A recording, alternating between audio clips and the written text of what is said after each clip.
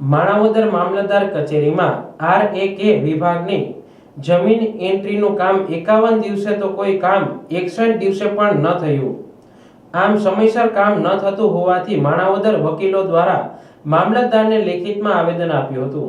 માણાવદર મામલતદાર કચેરીમાં વિવિધ બાબતોની જમીન એન્ટ્રીઓમાં પૈસા વગર કામ ન થતું હોવાની રજૂઆતો ઘણા સમયથી થઈ રહી હોવા છતાં તંત્ર દ્વારા પગલાં કેમ ભરાતા નથી, ત્યારે સમયસર કામ ન થતું હોવાથી માણાવદર મામલતદારને વકીલો દ્વારા આવેદનપત્ર આપીને યોગ્ય કાર્યવાહી કરવા રજૂઆત કરી છે। ત્યારે RAK વિભાગના નાયબ મામલતદાર તાલુકાના ગામની જુદી જુદી જમીનની લેવેચ કે નામફેર, નામ કમી જેવા કામોની અરજી કરવામાં આવે છે। ત્યારે આવી અરજીમાં વાલા દવલાની નીતિ નાયબ મામલતદાર સુપર સનત પંડ્યા દ્વારા કરવામાં આવતી હોય તેમની કામગીરી સામે ફરિયાદો ઉઠી છે। આ અંગે ખેડૂતોને ઉચ્ચ કક્ષાએ રજૂઆત કરી હતી। જમીન એન્ટ્રીમાં મામલતદાર કચેરીના RAK વિભાગમાં ખાનગી વહીવટ કરો તો નિયમ ના નડે। જો કોઈ ખેડૂત કે અરજદાર ખાનગી વહીવટ ના કરે તો તેને નિયમો બતાવવામાં આવતા હોવાની ચોંકાવનારી ફરિયાદ થાય છે। વાલા દવલાની નીતિ થાય છે વહીવટ કરો તો 34 થી 45 દિવસમાં અરજી મંજૂર કરવામાં આવે છે, જ્યારે અમુક નોંધો 51 થી 61 દિવસે પણ થતી નથી તેવી ફરિયાદો ઉઠવા પામી હતી। ઉલ્લેખનીય છે કે અગાઉ નાયબ મામલતદાર સુપર સનત પંડ્યા વિસાવદર મુકામે ફરજ બજાવતા હતા, ત્યારે તેના પ્રાંત અધિકારીના હુકમની પણ અવગણના કરવામાં આવી હતી। ત્યારે આવા અધિકારીને તાત્કાલિક બદલી કરીને તેની તમામ મિલકતો તેમજ બેંક બેલેન્સ અને સ્થાવર મિલકતનું સર્ચ ઓપરેશન હાથ ધરવામાં આવે તો આ અધિકારીની પોલ ખુલી શકે તેમ છે। આ અધિકારી વિરુદ્ધ અનેકવાર ધારાસભ્ય તેમજ કલેક્ટર, પ્રાંત અધિકારીને પણ રજૂઆત કરેલ છે, છતાં પણ કોઈ પ્રકારનું નિરાકરણ આવેલ નથી। આવા અધિકારીને અહીંથી તાત્કાલિક બદલી કરવાની માંગ કરવામાં આવી છે।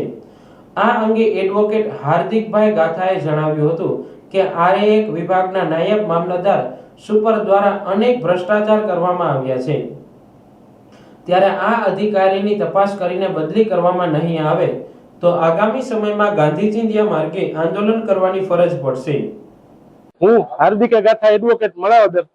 આજે અમે માણાવદર તાલુકામાં તથા બાટવામાં પ્રેક્ટિસ કરતા તમામ વકીલો મામલતદાર ઓફિસે હાજર થયા છીએ અને મામલતદાર ઓફિસમાં ફરજ બજાવતા ડેપ્યુટી મામલતદાર પંડ્યા એ પોતાના કામગીરીમાં ખૂબ જ મોટો ભ્રષ્ટાચાર આદરેલ છે, જે બાબતે અમે અગાઉ પણ છાપામાં આપેલું હતું અને આજરોજ તમામ વકીલો સાથે મળી મામલતદાર સાહેબને આવેદન આપીએ છીએ કે આવા ભ્રષ્ટ કર્મચારીની પૂરેપૂરી ગેરરીતિની તપાસ કરે અને તેમની તાત્કાલિક અસરથી બદલી કરે અને તેના તમામ ભ્રષ્ટાચારીના પુરાવા આ આવેદનની સાથે અમે સામેલ રાખેલ છે, જે જોતા નાના છોકરાને પણ ખબર પડશે કે RAK સનત પંડ્યા કેટલો મોટો ભ્રષ્ટાચારી છે। તો આ બાબતે વહેલી તકે જો અમારી કામગીરી બાબતે કોઈ પણ પ્રકારનો નિર્ણય આપવામાં નહીં આવે તો અમે ગાંધી ચિંધ્યા માર્ગે આંદોલન કરવાની પણ અમારી પૂર્ણ તૈયારી છે।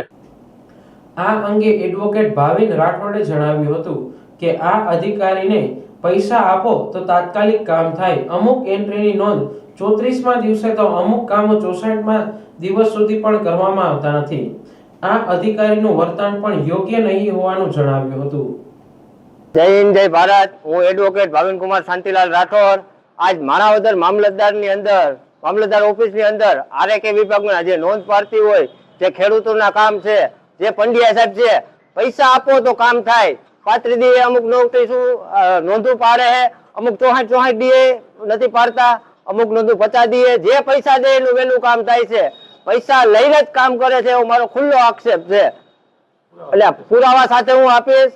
આ પંડ્યા સાહેબ જેમ જાણે મનુસ્મૃતિનું શાસન હોય અને જેમ એનું ઘરનો કાયદો આખી અને કામ કરે છે આ ઓફિસની અંદર।